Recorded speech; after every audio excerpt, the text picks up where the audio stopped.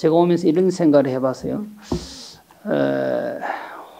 화엄 사상 그리고 화엄경의 개요에 대해서 제가 여기 와서 강의한 것이 지금 3번째쯤 되는데, 사실 3일 가지고 개요로서 설명을 하니까 뭐 여러분들은 어떻게 이해하실는지 모르지만 크게 남는 것이 없는 것 같아요.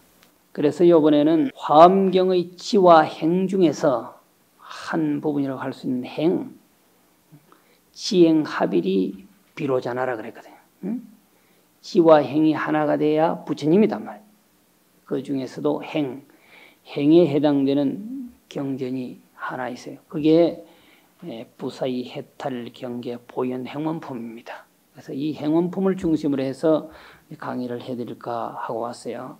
그래서 이건 이제 다음 시간에 하기로 하고, 일단 그러면 화엄경의 구성을 이제 순차적으로 다시 이제 한번 살펴보겠습니다. 화엄경의 구성은 여러분들이 알고 있는 80권 화엄경, 또 60권 화엄경, 40권 화엄경이 있는데, 저는 이제 80권 화엄을 중심으로 해서 지금 그 구성을 말씀드리고자 합니다. 앞에 60권은, 80권 중에 앞에 60권은 리적 성불 과정이다 말이죠. 이론적으로 이치적으로 성불의 과정을 잘 그려놨단 말이에요. 여러분들 많이 들어보셨잖아요. 십신, 십주, 십행, 십회양, 십지, 등각묘가, 이게 처음 발심을 해서 깨닫기까지의 과정이거든요. 이 이치적으로 설명을 잘 해놓은 겁니다. 60권까지는 진실로 그렇다라고 합니다. 그 내용이 그렇게 돼 있어요. 모여오는 대중도 유유상종이라고, 여러분들 큰 스님 법문하시면 어떻게 합니까? 제일 초학자부터 먼저 가서 자리를 하고 딱 앉죠. 그러면은 순차적으로 어른 스님들이 오고 마지막에 어른 스님들이 다 와서 자리를 잡고 앉으시면 방장조실 스님 들어와서 법문을 하죠. 그렇죠? 그렇듯이 화엄경이 그대로 그렇게 구성되어 있어요. 그런데 먼저 들어왔던 초학자가 질문을 먼저 하는 법은 절대로 없어요. 화엄경에는. 가장 상수는 그래도 흔히 뭐 선언에서 말하는 구참입니다. 질문을 할 때는 그분들이 가장 또 먼저 해요. 발언권도 그때는 초학자는 없었는가 모르겠어. 자리를 할 때는 초학자부터 먼저 하고, 질문을 하거나 법문을 물을 때는 뒤에 온 구참 어른 상수가 항상 먼저 한다. 대중을 대표해서. 그래서 이 화엄경을 보면 그림 같거든요. 가장 아래 단계에 인천의 신들이 쫙 몰려와서 자리를 하고 서서히 수행의 경륜이 높은, 깨침의 경륜이 높은 십신, 십주, 십행, 십회양, 십지, 등각보살까지 쫙 차례로 자리를 딱 한단 말이죠. 그리고 아주 간격을 그대로 유지하면서 온단 말이에요. 안행을 해오듯이 그대로. 우리가 하는 모든 행위 하나는 말이죠, 절에서 하는 그 청규 하나하나는 다 경전을 근간으로 해서 한 거예요. 여러분들이 잘 알고 있는 백장청규잖아요. 청규. 일상생활에 여러분들이 생활할 때 보여지는 여러 가지 현상들이, 신발 하나 놓고 화장실 가고 나오고 하는 모든 것들이, 밥을 먹고 하는 이런 모든 것들, 그 백장청규를 근간으로 하는데, 이 백장청규는 결국 부처님의 경전을 근간으로 한 거고, 그 중에서도 유를 근간으로 한 겁니다. 경전을 보면 그대로 보여지는 거거든요. 자세하게 안 봐서 그래요. 십신, 십주, 십행, 십회양, 십지, 등각보살이 그대로 간격을 유지하면서 온단 말이에요. 그러고 나면 이제 법문이 시작되는 거죠. 그래서 80권 가운데 앞의 60권은 이적인 성불의 과정을 잘 그려뒀단 말이죠. 십신의 단계를 거쳐서 십주 보살이 되고, 십행 보살이 되고, 십회양 보살이 되고, 십지 보살이 되고, 등각 묘각의 세계를 얻고 극후에 부처가 된다라고 하는 것은 이론적으로 설명을 잘 해놨어요. 그리고 나서 그 뒤에 수묵은, 이 수묵은 입법개품이라고 그래요. 입법개품을 단행본으로 이제 말씀을 드리면 40번 화음이라고 하기도 하거든요. 이것은 이제 말씀드렸던 것처럼 선제동자가 53번의 선지식을 만나서 결국 깨달음을 얻는 겁니다.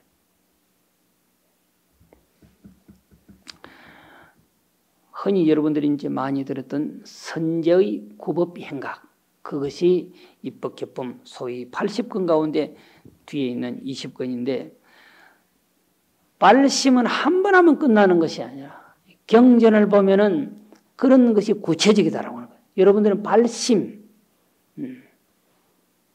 발심이 뭐예요? 발 안욕다라 삼맥 삼보리심이 발심이에요.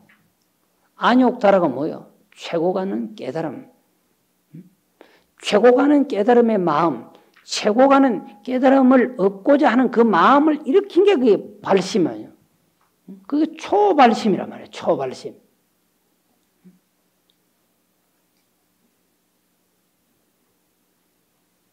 선제동자는 한 번 발심한 게 아닙니다.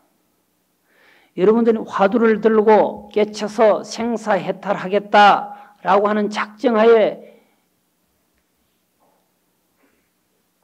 이 선방에 들어온 것입니다만 생각이 자꾸 희석되고 사라진단 말이에요. 응?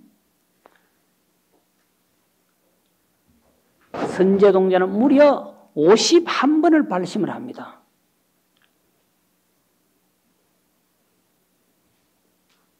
복성동에서 문수보살을 처음 탁 만나서 결국 깨달음에 대한 마음을 일으키고 출발을 해서 문수보현으로 마지막까지 53세분의 선지식을 만나면서 돈망생사기까지는 결국 51번의 발심이 최소한에 필요했다. 그러면 그 51번의 발심이 어디까지는? 미륵보살까지래. 미륵보살을 만나서 딱 깨치잖아요.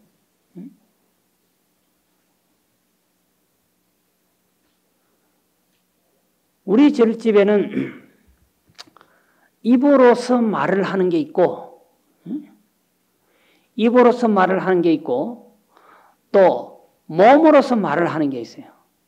보통 말은 입으로 하는 거잖아요. 행동으로 말을 한단 말이에요. 행위예술 같은 게 그거 다 행동으로 말을 하는 거죠. 그리고 또 말을 하는 게 뭐예요? 마음으로 말을 하는 거다. 그런데 보통 중생은 마음으로 말을 해서는 못 알아듣잖아요. 차원을 뛰어넘은 상황이기 때문에 잘 못 알아들어요. 결국 1, 2, 3차원의 언어를 동원해야 알아듣거든, 겨우. 그런데 화엄경에 보면은 손가락을 사용하는 게 많이 나와요. 조사가풍에는 손을 쓰고 발을 쓰고 하는 게 많이 나오잖아요. 유독 경전에 손가락 퉁기는 것을 사용하여서 깨치게 하는 그 모습이 화엄경에 보인다. 화를 하는 그런 모습은 다른 경전도 보여요. 이나 활이나 똑같아요. 이나 활이나.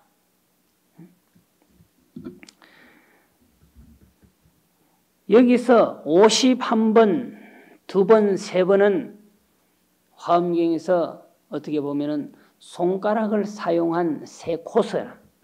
여기에 관가면 안 돼. 손가락을 사용한다라고 하는 것, 손을 사용한다라고 하는 것은 인과의 의미가 있단 말이에요. 인과에. 됐다라고 하는 그 인과의 의미가 있단 말이에요. 50번째까지는 손을 쓴 적이 없다니까요. 손가락을 퉁겨 본 적이 없다니까.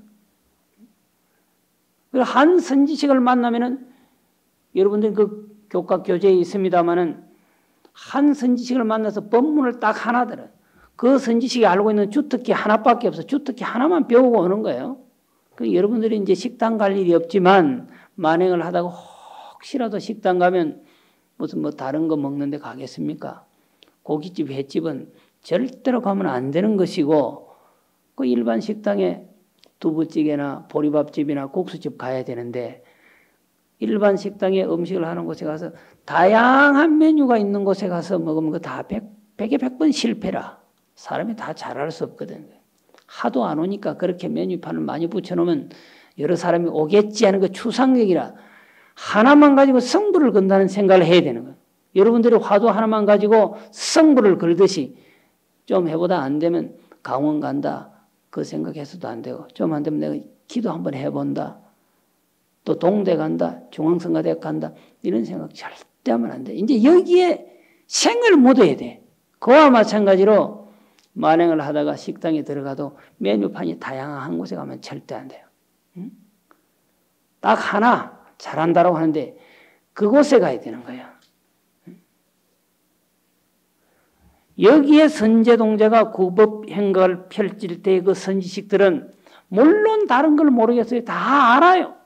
그런데 자기가 가장 잘 알고 확실하게 깨달은 그 질면 딱 전해주고 나는 이것밖에 모른다. 여기로부터 얼마 가면 어떤 선지식이 있는데 그 다음 문제는 거기 가서 물어라. 그래놨어요.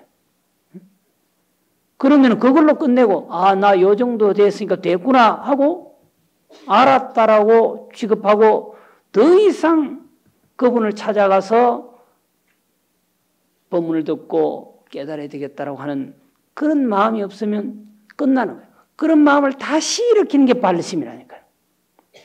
한 선지식에게서 하나의 진실한 도리를 깨치고 그 선지식이 안내해주는 코스로 또 가.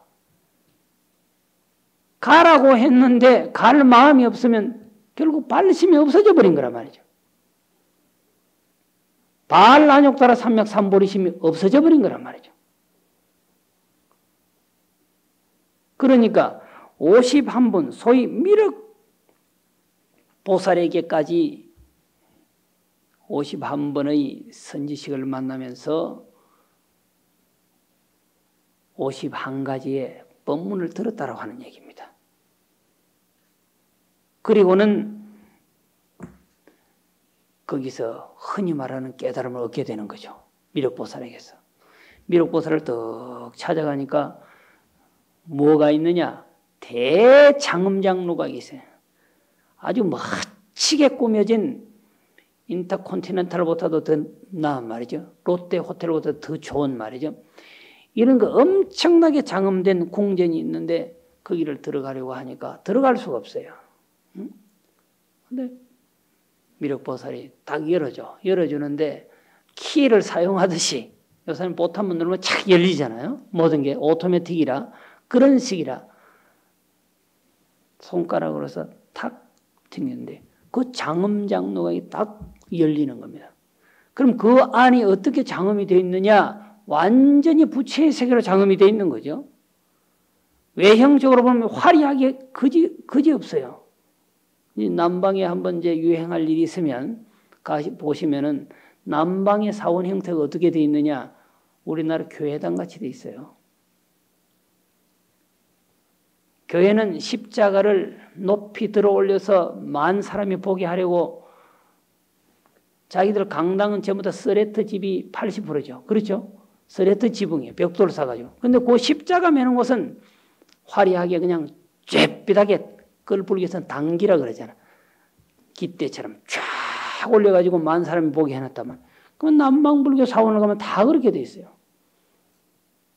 절이 우리가 말하는 이런 기와집이 아니고 교회나 저 유럽의 성당처럼 계산하면은 그런 유행, 타파 형식이라면. 그러면 어떤 사람이 리모델링 했겠어요? 어떤 사람이 컨닝 해가지고 없겠어? 불교 남방사원을 컨닝 해가지고 성당이나 교회당을 지은 거예요. 어차피 불교가 먼저니까. 근데 우리가 알고 있는 현재 우리 절들은 절이라고 하는 말 자체도 중국에서부터 생긴 거고 본래는 정사라고 해서 정사, 인도에서는 중국식, 우리나라식 형태의 절입니다. 북방에 잘 맞는 집들이죠. 추녀가 쫙쫙 빠져가지고. 그 남방 가보면 안에 칠보로서 꾸며진 것이 그냥 예사거든요. 근데 우리가 금강경 보면 7보, 모든 경전을 보면 7보, 그냥 엄청난 것처럼 생각되지만은 그곳에는 그런 것이 많이 나니까 7보로서 잘 꾸며놨거든, 아니? 손가락을 퉁기니까 그런 장엄된 공전이 활짝 열리는데 그 7보의 장엄 공전은 결국 무엇을 의미하느냐? 부처의 사상 철학의 장엄을 의미하는 거죠. 화엄경이란 말이 화려한 꽃으로, 수많은 꽃으로 장엄된 경전이다. 그런 뜻 아니에요? 그 수많은 꽃, 화려한 꽃은 뭐예요? 부처님의 멋진 진리를 의미하는 거예요. 화엄경은 수많은 멋진 거룩한 진리로서 꾸며져 있다. 이렇게 해서 화엄경이라는 거죠. 그 남방사원이 7보로서 멋지게 꾸며져 있는데 그것은 부처님의 거룩한 진리로서 꾸며져 있다라고 하는 의미가 되는 거예요. 손가락을 딱 퉁기니까 아는 화려가 엄청난. 그런데 자연스럽게 자동적으로 문이 닫혀버려요. 선제는 그 안에 갇힌 거예요. 지금까지 50분의 선지식을 만나왔는데 51분의 선지식, 바로 여기서는 손가락 소위 탄지경에 대장엄누각이 열리고 그냥 자연스럽게 닫혀버렸어요. 선제는 나올 수가 없습니다. 자기 힘으로 못 나와요. 여기서 어떤 의미를 갖느냐 이 말이에요. 대장엄 궁전에 들어가서 갇힌 듯한 모습으로 시연되어지는 그 모습은 화엄경에서 처음이거든. 그 무엇을 의미하느냐 말이에요. 마지막 남아있는 중생의 잔재를 완전히 그 누각 안에서 로링 시켜버리는 거야. 한 방울의 중생의 물방울도 남겨두지 않고 완전히 탈수를 해버리는 거예요. 그 안에서.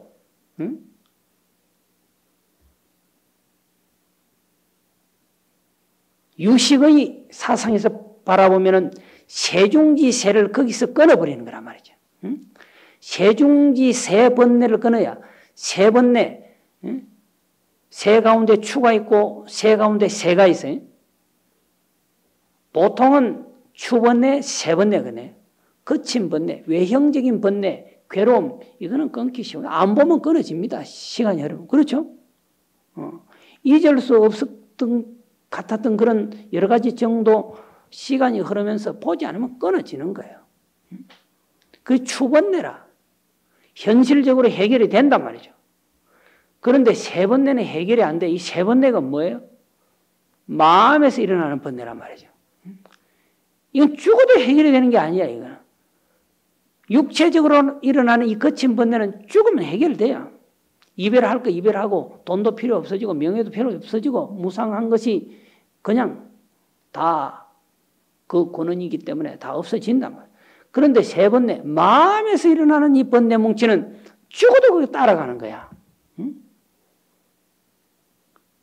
그래서 마음에서 일어나는 번뇌, 세 번뇌 가운데 추번뇌가 뭐예요? 그럼 추번뇌는 보살의 경지고 세 번뇌 중에서 세 번뇌는 곧 부처의 경계란 말이죠.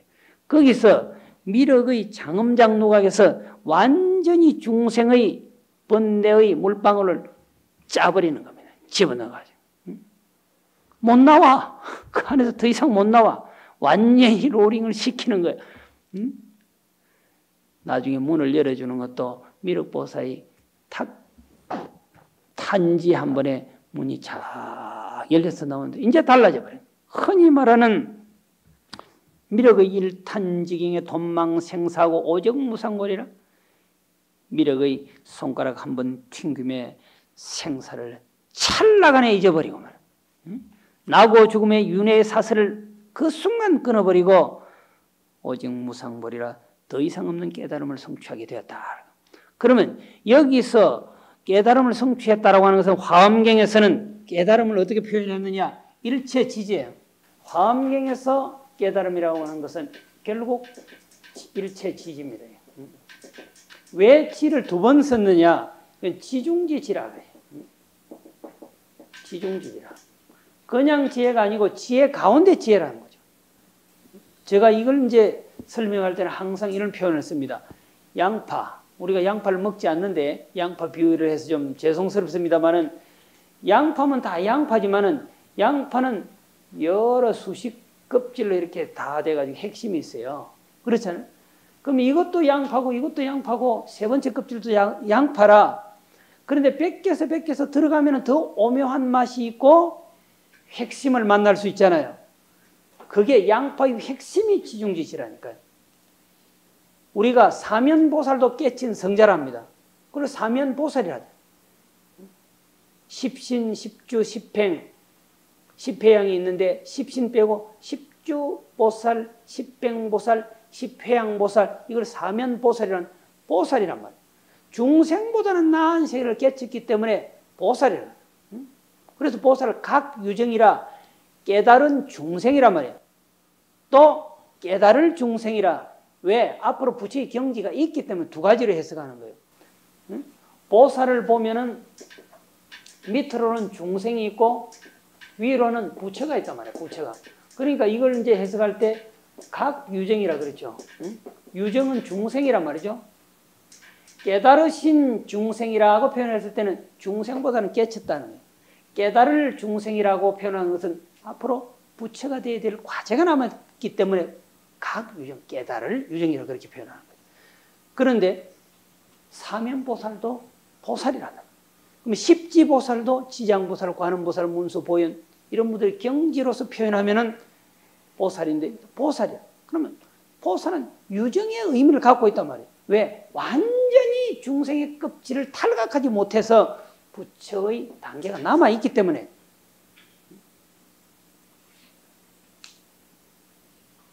그러면 양파면 다 양파냐 이거라.